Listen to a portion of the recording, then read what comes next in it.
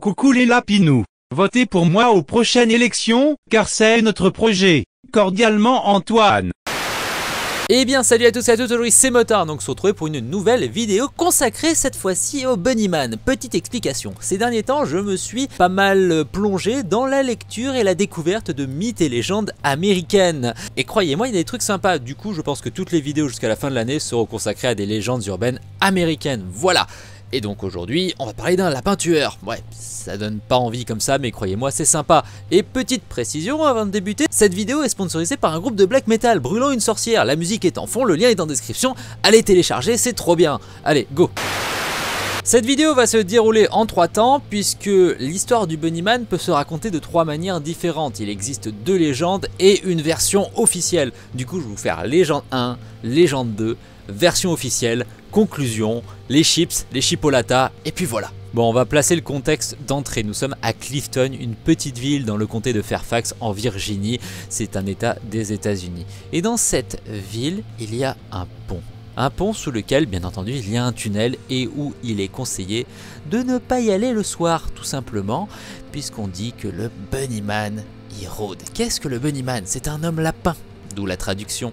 Et dans quelles conditions il pourrait y traîner? Alors j'ai trouvé 2 légendes. La première serait une histoire qui se baserait au début du 19e siècle. À cette époque, à côté du pont, il y avait un asile de fous furieux.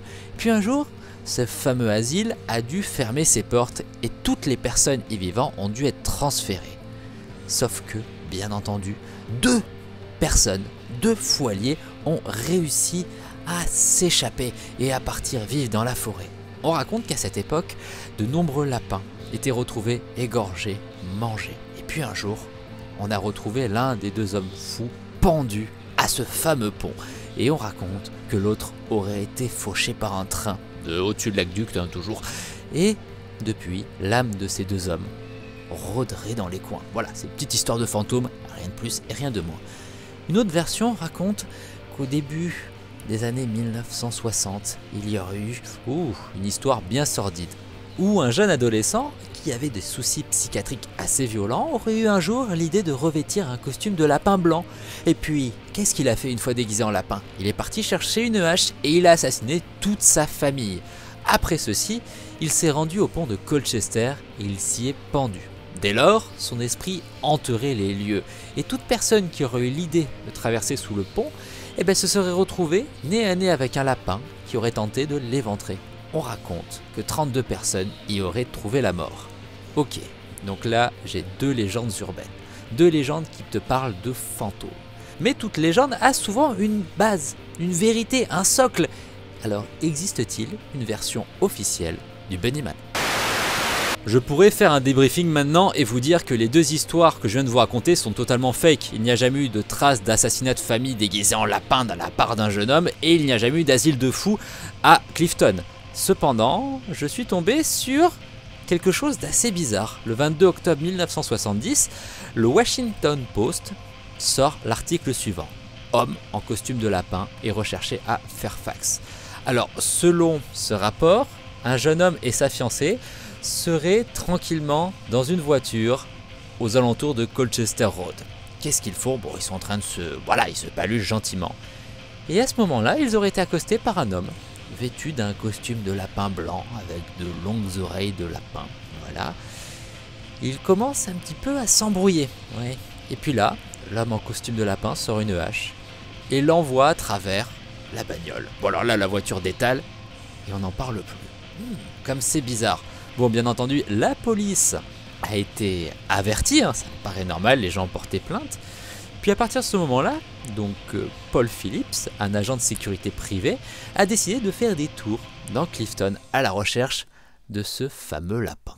Et puis mi-novembre, Paul Phillips fait des tours dans le petit comté de Clifton et il s'arrête devant un Porsche.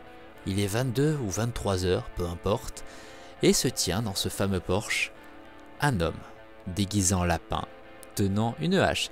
C'est alors que Paul Phillips sort de son véhicule et décide tout simplement de confronter ce fameux personnage. Paul Phillips lui sort « Vous êtes un intrus par ici. Veuillez lâcher votre arme. » Le lapin lui dit « si tu sors pas d'ici, je vais t'éclater la tête. C'est alors que Phillips sort son arme de poing et le lapin est parti en courant vers la forêt. Et à partir de ce jour, on n'a plus jamais revu de lapin à Clifton, enfin d'homme lapin. Et cette légende s'arrête ici, et je vous avouerai que c'est assez glauque. Débriefing, alors j'aime beaucoup cette histoire parce qu'il y a pas mal de parts d'ombre et pas mal d'indices. Alors il est vrai qu'aux États-Unis, au milieu des années 70, il y a bien eu un homme ou une femme, on ne sait pas, qui s'est déguisé en lapin, qui s'est baladé avec une hache et qui a terrorisé les personnes de Clifton.